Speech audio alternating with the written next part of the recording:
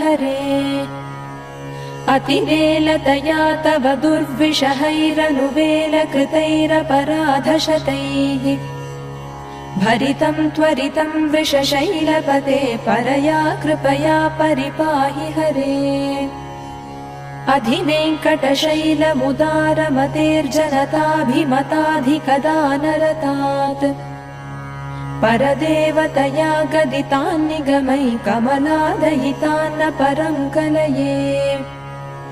कलवेणुरवावशगोपवधूशतकोटिवृतात् स्मरकोटिसमात्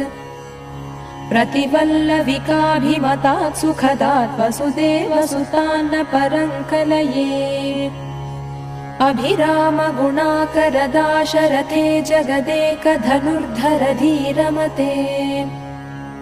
रघुनायक राम रमेश विभो वरदो